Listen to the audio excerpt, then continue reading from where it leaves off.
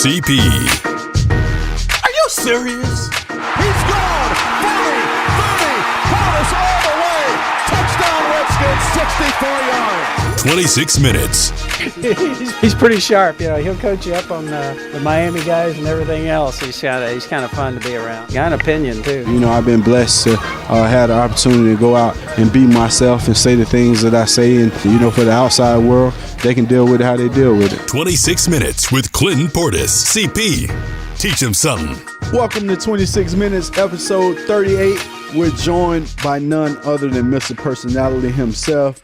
I think this guy personality is bigger than mine. You know, Derrius Guice. Welcome to 26 Minutes. I don't think I got you beat, bro. Man, I think you got me. For some of the stuff that you pull off, we got a full crew today. Monica McNutt, Jake Crunch Rifles. We're all here. We're going to get into Happy Mother's Day first off. You know, it's late, but Happy Mother's Day. Monica, what did you do for your mom, Jake, Derrius? I know it's hard to top buying your mom a car. It's hard to top that, man. Mother's Day for her is every day. So, like, you know, I didn't specifically do anything for her on Mother's Day, but, you know, she get it. You know, she understands. You know, I don't physically have to be with her on that day. You know what? It changes so much when you get money, right? Because I wouldn't know, Jake. You're on your way, Monica. You're on your way. Not preaching to the choir. And Jake doing the Grammys and stuff, so he's on his way too. But listen, when you get money, it's hard because, as you said, it's an everyday thing. Like, you always honor your mom, always, no matter what. And then it gets to Mother's Day, and it seems like, you know, like, this so blah, this so bland. Like, everybody go to church on Easter, and you bring out your best suit and you the best dress, but you didn't go to church no other Sunday. You know, and it's the excitement. I'm loving this. Yeah, like, it's the excitement from it. And just like Mother's Day, like, you know, everybody feeling needs to be with their mom on that day. Where were you the week before that? Yeah. Like, why weren't you with your mom the day before? Absolutely. My Or mom took your literally to said dinner the day before. Why she you was gotta like, just do all that for Mother's Day? Exactly. And my mom said, Like, when you have good kids, Mother's Day is every day. So I was off the hook. right. I got her a nice card, though. See, I sent a nice email to my mom. I gave her a email. Yeah, because because look, cards.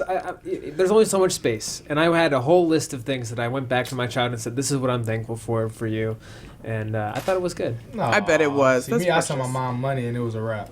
See, that's the best gift. You see your mama money. Oh, that's always gonna get it. But the next thing is, if you like, for me, I retired my mom my second year in the NFL. Nice. So sending money was like, you're already paying all the bills. Then my mom almost traveled more than me. She might actually have me beat. And you all think I travel a lot, but my mom is constantly on the go. I call mom, where you at? I'm in Florida. Where you at? I'm in Mississippi. Where you at? I'm in Charlotte. Where you at? I'm in Memphis. Like, Mom, What's she doing? Living her best life. Living. Hello? That's exactly what she's doing. When she get bored, she's out. Yes, So, Redskins, the excitement coming from rookie camp. You get all of these opportunities, all of this conversation about rookies, and lo and behold, you're a rookie. I really am, though. Huh? You're a rookie. First year vet. You haven't done anything. No, you're a rookie. So the excitement. You come in last year with all of the excitement behind you. Injury, coming back from injury. First off, let the fans know where you are and your expectations for this season. Well, I was just talking to Haskins downstairs. You know, he asked me how my knee was doing. I was like, man, I don't worry about me. I'm worried about you. You know, let's work. I'm waiting on you now. Like, I'm good. You know what I mean? We on pace to have me clear by camp. So, you know, they just taking it slow with me. You know, we could have tried getting clear sooner, but, you know, there's no rush, you know, needed. So, like I said, I'm on pace, you know, doing most of the things with the guys outside, you know, in the weight room. We grinding, man. I'm ready. But how do you feel? Like, when you come off an injury so terrifying, especially with the expectations for you, right? You come off an injury and all of a sudden, and I tell people all the time, they're like, well, who should start? And I say AP. And they're like, well, you don't think Guice is going to start? And I say, you know what? Guice has to come back from injury. First off, when you step back on that field, just the confidence in knowing that you could do everything that you're used to doing. You have to get that confidence back. It's easy to say, oh, well, I'm fine. I can jump on top of this. I can do this. I can do that. When someone is diving at you, everything changes. When someone is trying to hit you, the awkward falls, the stuff you can't go outside and simulate begins to happen. how soon do you think the confidence in saying, hey, I'm back to being Derrius Guice, the LSU beast, the train, the monster that I was before this injury? I guess it's just different for everybody. You know, when I'm on that field and I'm running angry or whatever I'm doing, I'm not thinking about getting injured. You know, I'm not thinking about previous injuries I've had. When I'm on that field, nothing else matters. You know, kind of like in Fast and Furious with, you know, Dominic Toretto. Like when he racing, nothing else matters. You know what I mean? When I'm on that field, when I got that ball in my hand, or even if I'm blocking, nothing else matters. You know what I mean? So with building confidence, you know, I don't really look at it as building confidence back on the field. I just look at it as, you know, just me being me and having that split time to where nothing else matters. So I got a question, Derrius. What would you say would be the silver lining of this experience? And in what way did it force you to grow the most? Patience, man. Patience is a real thing. You know, when you're young, you know, you move fast. When you're young, you move fast, and you know everybody tells you that, you know, you need to slow down and stuff, you know. And it never really hits you until you have an experience or a moment that literally makes you slow down, you know. So my biggest thing with this whole process has been patience, you know, because I'm eager to be out there with the guys. You know, I can't do everything they doing because I'm not cleared. You know, I can't do the team drills with them and stuff. You know, I'm over there with Chad working out or with Larry. So that's the main thing. Just eager to be out there, knowing I can't right now. I can't do the stuff with the team right now because of it. So just patience. That's real. The FOMO setting in. Like, when did it ever get to a boil where you were like, I need to be out there and I can't, and it's killing me inside? Or how do you manage that? Well, just me being here all off season, you know, and all the guys away, you know, doing whatever, having fun, you know, and then when it's time for everybody to get back, you know, in my mind, you know, football back, you know, it's time, and then I get reminded that, hey, you know, football not really back for me yet. It is for the other guys, but hey, I'm still over there rehabbing with Larry and Chad. Who'd you turn to in this process? Was there anybody nobody, like you just had to work it out on your own mental, like no counseling? Like, we're big on our sports mental game these days. Man, I've been grinding out on my own. Okay. It's always been like that. So you're added to a rookie class that includes Haskins, Sweat, Harmon, McLaurin, Jimmy Moreland, a guy who I think after watching his performance over rookie minicamp, a guy who I feel like would probably be one of the biggest steals in the draft by going undrafted as a free agent, and he ends up here. So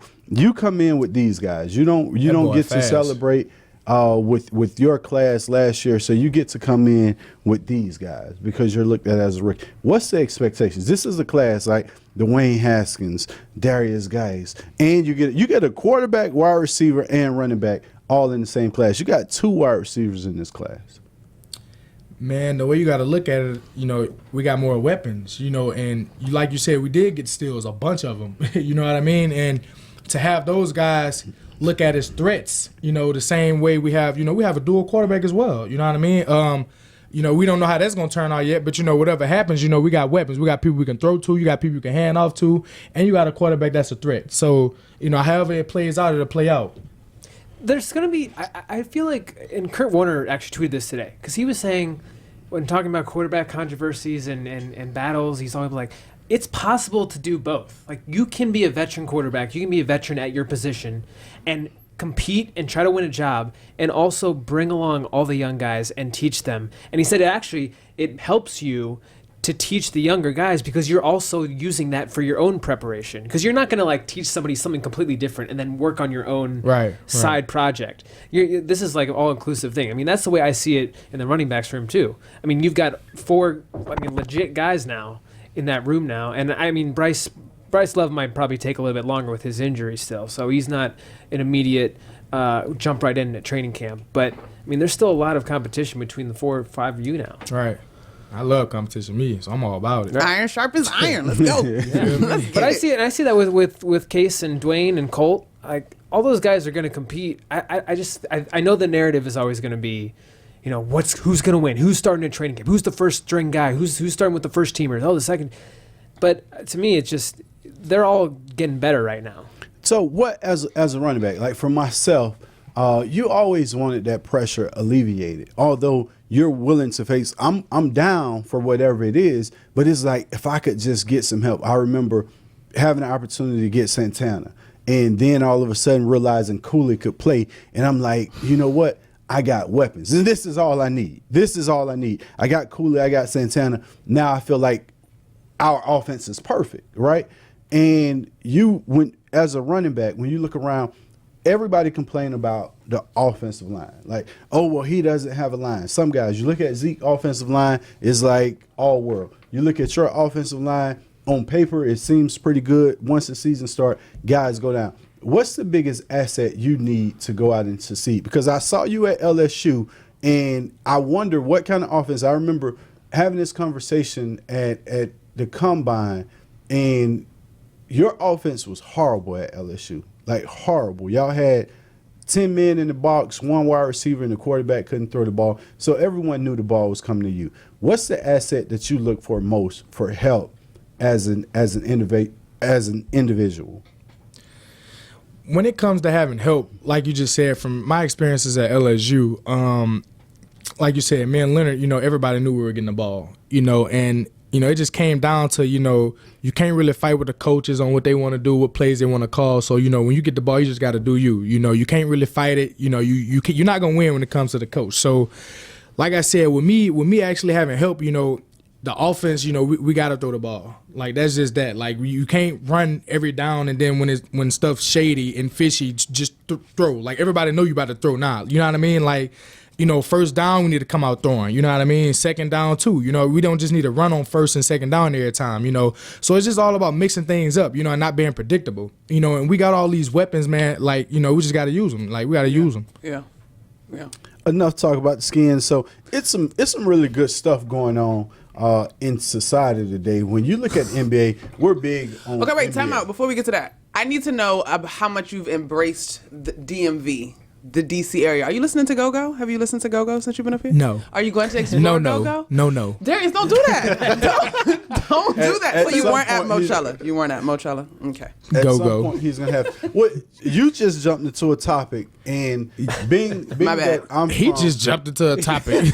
Okay, enough about the Skins. All right, now NBA. I get to switch the topic. But listen, since Monica already brought it up, right? We're from the same. We're from the same region. Did you get into Go-Go? I'm from Mississippi. I went to some Go-Go's. Like, I still I go. Yeah. I love live bands though. Okay. So in BR there are no live bands. At all. It's no live bands. He's not like, I grew up on blues and country music. So I'm from What you know Mississippi. about that? I everything.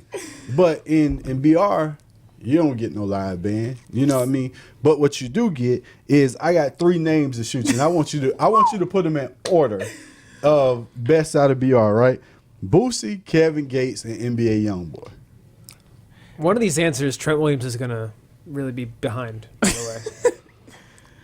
Man, my childhood to now, man, vintage Boosie, ain't nobody messing with him.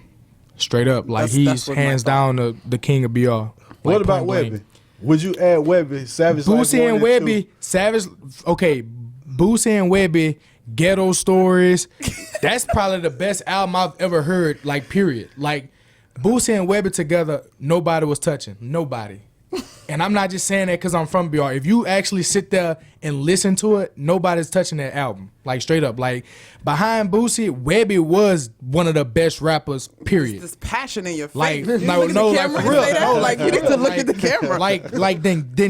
So Boosie and Webber was doing this in 2001, 2002. You know what I mean? They youngins. Like, Gates came out, when he came out with Taking Over and stuff, Streets to Be All, like, that's in the later He came out the 2000s, like mud. 2009, He came out the 2010. But, mud. like, man, Boosie and Webber was doing this since I was a little boy. Like, them the certified Are goats you of on BR. Vine somewhere? And trying then to when dance you get to to them? Youngboy. Man, when I get the young boy, that's what people like in this day and age. You know what I mean? Like, he's the best up and coming rapper right now. Like, he's the hottest. Like, he's been number 1 on YouTube the past few weeks. Like, straight. Like, number 1. So just Streaming. to show you my knowledge, I go into What? I'm listening. I go I'm into learning. Maine and Tech, right? I'm all like, this is what I grew up off of.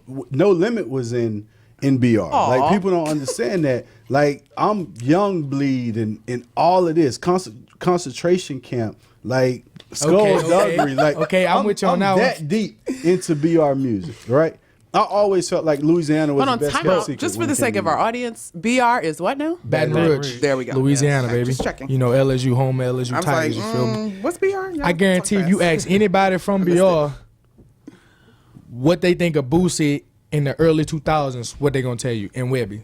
Nobody was touching them to NBR I already at all. know. I just wanted to get your opinion because you're from there. Like, and I know our listeners are going to be like, "Who is busy?"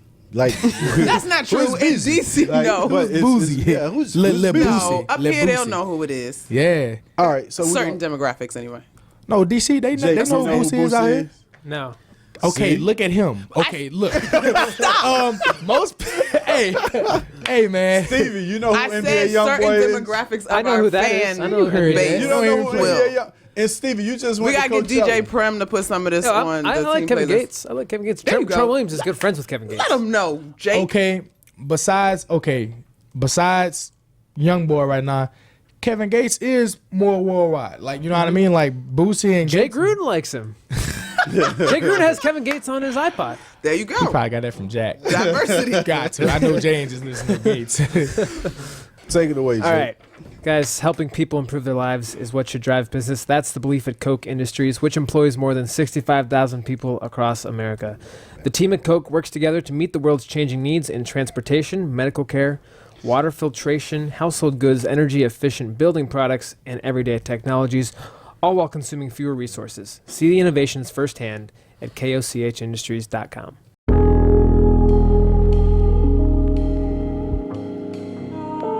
So now to our NBA segment, right? So, Monica, I'm not sure if you know Go. Darius, but Monica is like about to be the next Lisa Salter of basketball. She played at Georgetown. She's blowing up right now. Never gives 26 minutes That's not any true. credit. That's not She true. never brings. I turn on the TV. She's in New York. Say, Monica, when can we record? Well, I got to go to Chicago to rookie camp. Like, Don't do that. she Don't listen to him, everywhere. Darius. Clinton So- apparently is a subscriber why to didn't MSG you Plus. come- but- Exactly. You get MSG Network down here? Why you ain't come to March Madness out here? That's where I saw him. I was on the road. Hey, that's where I met her at. I was in Panama. Panama March Madness. He was in Panama making money. So He's always traveling. He was in Always Panama. traveling. To his credit, we did talk a lot of March Madness that week on the podcast, and our Yeah. prediction was right. My prediction. I watched was all right. the That's games. crazy when you can just go to Panama and make money. This guy- He's putting his toes on Instagram. That's how you make money. You only live once, and You know, he know his basketball. You know, he know who gonna win. You know. You know. yeah, I caught Darius with a sucker bet, right? I knew he had just posted pictures of LSU, like he got the Man. jersey, so I just DM'd him, man. What you want to do on this game? Like, Man. oh yeah, he jumped out, bashed his head in. Good thing, you know what? That was rough. Man, I'm gonna ride it out with my Tigers. You were man. there. And I You were knew there. he was gonna ride, but people catch me like that with UM all the time. What? You were there. We ain't get no calls. I'm not gonna lie. I didn't play Like, real well though either. We didn't, but look, you know, when we came out of halftime, we were losing like 17, then we ended up losing by 4. Then look, they just went on a crazy run. Do you think it would have been different if you all had y'all coach? 100%. That has a big play into it, and then you affecting players because you got a player involved. So the whole chemistry is getting off because you don't have your star player at practice because he's getting investigated, and then you got your head coach out. Like we had one of the best years in like 13 years since 2006 when we last time was in the Final Four, and then all of a sudden, oh, y'all coach on the investigation, or y'all coach fired, you know, until later notice. Oh, then the star player all of a sudden can't practice and he's on the investigation. Like, bro, they screwed us. The NCAA tournament does become a different animal, but I also think y'all sort of ran into a buzzsaw in Michigan State. Like Cassius Winston is We did. good. We did. And like I said, we were down, you know, by 4 at one point, you know, and then they just ran away with it. You Yeah. know, it happens. The basketball is a game of runs. So- and they had more runs. So imagine if Ben Simmons wasn't in the NBA and he would have been on the team that you all just had. They would have, The possibilities. man. Well, no, I mean, just how think many- about it. How many Duke teams could you if- say that about if all those one-year-done guys were Oh, on man, those that's teams? Well, crazy. look at Kentucky. Kentucky lost a team lot would of be the one I firepower. would take. Bro, no, for real. But back to what you just said, bro. Like, I can only imagine if Ben Simmons stayed, if Antonio Blakeney stayed, all these guys, bro, that's doing it big now. Like, bro, like we would have had some, you know. So speaking of doing it big, Kawhi just did it real big. Probably one of the best, most iconic. The only shots. buzzer beater in a game 7 in NBA history to clinch a series. And I've never seen that much emotion on his face. Ever. People said he was emotionless. Like, Ever. I thought this couldn't have happened to a better person. Thoughts on Embiid. Oh, On crying? breaking down crying? No, y'all stop. Oh, Seriously. yeah, yes, we gonna talk Bro. about this. So for me, when I look at this situation, Embiid, right? I think he's a great talent. I think he's a good basketball player. But when your emotions kick in because you just lost, like if I'm the type of teammate that look at guys as crying. I remember this happened to me. We were about to go to state and we fumbled. We were up 6 points on the 3-yard line going in to score, and we fumbled on the 3-yard line. They turn around and score. And it was a tie game because they missed a field goal. Then they turn around and complete an 80-yard pass, and that's how we lost the game. Everyone crying. All my teammates crying. And I'm thinking, you had one assignment. And that's not to let this guy get behind you. So why are we crying? So why is everyone crying? Time out.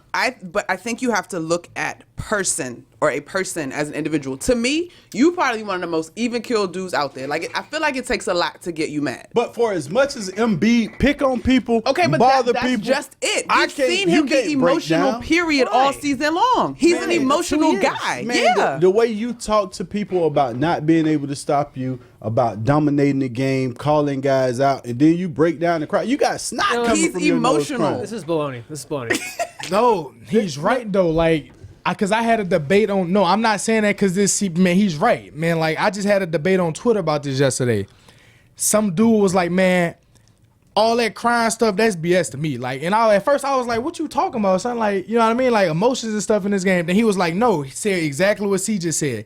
When you pick on people, call out other people, talk trash, and then get what's coming and cry about it after calling people out. But Derrius, the picking on people, the calling people out, the jokes are all emotions. Those are just positive emotions. You don't see Kawhi or LeBron do none of that, right? So all I'm saying is he's an emotional dude, Man, period. LeBron cry? What you talking Whether about? it's positive, well, I have seen LeBron cry. Whether it's positive or negative. But so are we mad at LeBron for crying? We're not mad at LeBron for crying. He cried after he won. Yeah, that's LeBron don't cry when he loses. But y'all trying to make emotional a negative is all I'm saying. Emotional works in the break entire it down body. with snot coming from your nose is negative. When you cry as a grown man, when you got snot coming from your nose and you crying, that's too emotional. You don't love nothing like to that. You if it's a funeral, right? Or if childbirth. It's a funeral or childbirth, maybe.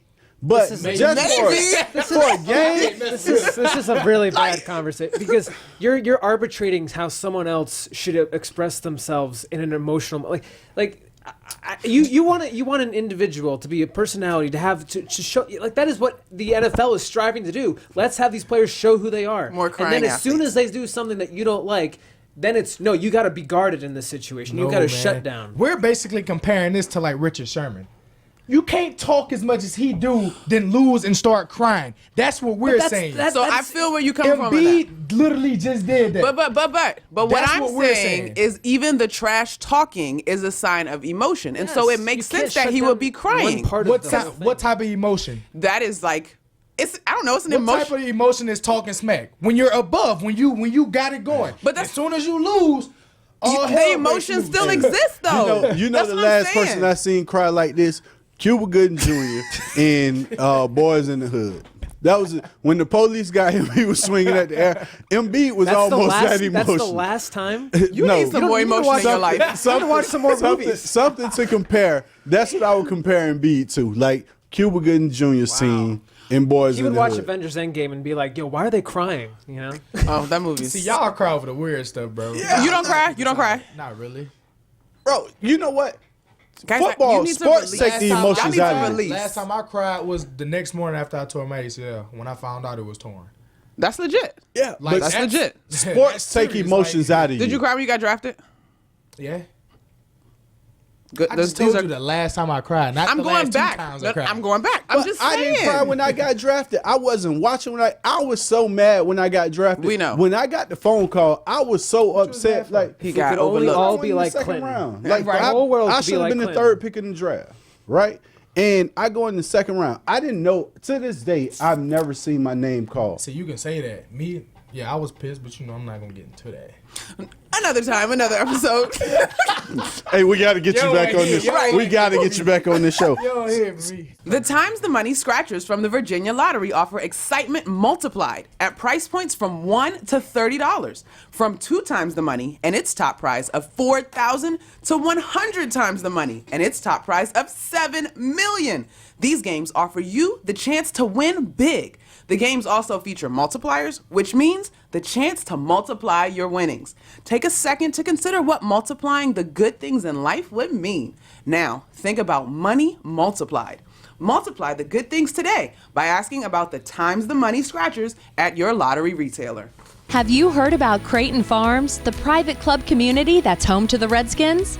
Creighton Farms is just 20 minutes from Dulles, but a world away. On top of its award-winning Jack Nicklaus signature golf course, pools, tennis courts, and other resort-style amenities, you'll find custom homes and villas that are simply extraordinary, starting at $1.5 million. For property and legal information, visit CreightonFarms.com, or, better yet, visit Creighton Farms. Are uninvited pests ruining your plans? Let PMSI, the pest control partner of the Washington Redskins, handle it for you. Call today for your free inspection, and they'll work around your schedule to provide you the best solution possible to defend your home territory against pests of all kinds, including mold. Visit mypmsi.com for the game plan to control the pests on your home turf. That's mypmsi.com. This is Rick Goslin with the Talk of Fame Network. This NFL season, FanDuel has more ways to win than ever before. New Beat the Score contests pay out everyone who hits a certain score. Now it's easy to find your friends and challenge them to play head-to-head fantasy contests for cash or bragging rights. New players, try FanDuel today and get a $20 bonus when you make your first deposit. Just sign up at FanDuel.com/Rick. New users only. Bonus not available for withdrawal. State and age restrictions apply. For eligibility rules, terms, and conditions, go to FanDuel.com. Your heart works hard, and sometimes its parts need repair. That's what we do at Innova's Structural Heart Program in Fairfax. With outcomes that exceed the national average, we're a leader in both minimally invasive repair techniques and surgery to address heart valve disease. Give your heart the benefit of care from Innova Heart and Vascular Institute. Find an Innova physician by visiting innovaheart.org/valve. Innova. Join the future of health. I'm trying to meet that boy Clinton Portis, though. They say that boy, they say he's smooth on his feet. I'm trying to teach him something. Teach him something. Teach him something. Just to speed up, because we're going to run out of time, you get the Currys, right? We got to speak of the Currys. And Steph and Seth. Either way it goes, the parents are going to the finals. They said again. they would flip a coin to see who wore what jersey and who was going to cheer for what Okay, so team. I heard they were going to go for Seth because they want him to win one and Curry. That makes sense. Why wouldn't you? I read that they're flipping. I would agree that you would want to see Seth. All you should do is, get a shirt, have and one split it down the middle. You know what I mean? Yeah. I feel like they doing too much with it. Just have It's both two of of their them. numbers. One can wear one and the other have can both of their numbers. Like, support both of them. Why you got to pick one? Yeah, you just split it down the middle. They about to play against each other, right? Do we think that the Trailblazers have a real shot at this thing? I do. I like this matchup for how you say it? McCollum. The way they've been playing. But now, if the power forward, if the small forward is hurt, Harkless. Mo's out of this area. Mo Harkless, yeah. If Harkless is hurt, that's going to be a big blow to them because they're already missing their center. They're already missing pieces. But I think this is a great matchup for Portland because Mo was hurt too. I thought Rodney was out. Rodney Hood. Right, Yeah, right. Rodney Hood. Because he just went off that last game. And he got hurt the last game. So we don't I got know. a question for you, CP. How bad is it if the Warriors don't have KD? I don't think it's bad at all because the Warriors Bad won enough without that they lose? KD. This is what.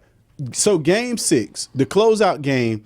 Myself, Edrin, we were all talking, and everybody was like, "Oh, Golden State 7-point underdogs." I was like, I would take Golden State money line. And it was like, "No, we're gonna take them with the points." I said, "Dog, without KD, them people gonna go off." Steph and Clay been waiting on this opportunity to get back to being the first option. Like Steph been deferring to KD. Now all of a sudden it's Steph, Clay. Here's your golden opportunity. Draymond, they already won. You got Iguodala and. Right. look at the team before and after KD though. He has been a big asset to this team. KD is a big asset to any team. I feel like without him, that leaves you with 2 shooters. Most teams only got 1 shooter, so I don't feel sorry for Golden State. The way this team plays though. Their play is based around catching and shooting. Once you lock up those shooters, they have nothing. I don't know about nothing, but I feel you. They are definitely more human. If you lock up their 2 shooters, you have nothing. No, because then you gonna have mismatches with Draymond. You're gonna get Iguodala involved more than we've seen him in the past. Livingston gonna be on the Iguodala not a shooter like that. But you don't. That's the thing. You don't need that. You don't need that. Iguodala can get to the bucket. Iguodala is a grown man. Yeah, people forget that Iguodala led the 76ers. People. See, this is what I'm trying to tell y'all though. The Warriors' game isn't based around that, though. The Warriors' game is based on runs and shooting and getting on fire. Listen, I feel like they're gonna lose that without KD. Steph and Clay can shoot from anywhere, so I don't feel sorry for them. I'm not gonna say I feel sorry, but like they are definitely a different team without KD. But I think that this matchup is going to come down to the play of the role players. Because even before KD came, they still had Barnes. Ooh, Harrison. He shoots like you know what I mean. He was a very big shooter. This joint going 7. We gonna run out of time. I don't think it's going 7. I don't think it's gonna go 7. I think KD them come back game 3. KD and Cousins. I don't know. Did you see the way KD looked when he got hurt? I think we don't have a whole story. KD almost blew the bag. Something ain't right. Yeah. Listen, ain't no way you just jumping with air and look down like Hey, he almost blew the bag. The moment that happened, the first thing I thought of was the Rockets blew that. This will ruin like this whole summer, the summer of KD. Mm-hmm. If he is hurt and he's going to miss the entire season thinking it was an Achilles, I was like, man, that's bad. Like that, you come that close to blowing the bag, it's no way I'm coming back. And he already got a ring. It's no way I'm coming back for even the finals. Like, nah, man, I'm not going to mess up this. I'm not going to mess up this opportunity. But before we go, right, the draft lottery tonight, who do you think will win the draft and who would they pick if they do? Start with you, Monica. The Knicks, Zion. Knicks and Zion, yeah. I think the Suns might get it, though. I think it's going to be the Suns, and they're going to take Morant. So I've been making this argument because we had it first. I don't think so, though. I do. Because look at Booker. Suns they don't need another him. He can play off the ball. He can play off the ball. The same, though. Bro, if you look at what you mean? What you mean? He drives to the lane almost all game too. If you look at that's how Morant plays. Morant is a driver. But he's a Russell. What you mean? Morant has the ability to distribute. Is what I'm saying though. I think the two of them, you take the ball out of Booker's hands just a little bit, it frees him up a little bit more to focus on just scoring instead of facilitating. Man, I still think RJ Barrett the better player than him anyway. Over Ja? Yeah, for sure. I said it right here. Zion to the Chicago Bulls. Get out. Second pick in the draft. Chicago Bulls get Zion Williamson. All right, well, who go first in that scenario? You got Morant. Morant is not going first for fact. The Knicks are not going to get the first pick or the second pick in the draft lottery tonight. They're going to get the third pick and they're going to get screwed. Why you gotta be like that? Really quickly, but we got to bring this episode back when that draft cover out for real. Hey, thanks for joining us on 26 Minutes. Derrius Guice was our guest. Episode 38 is in the book. I'm gonna be back on episode 39.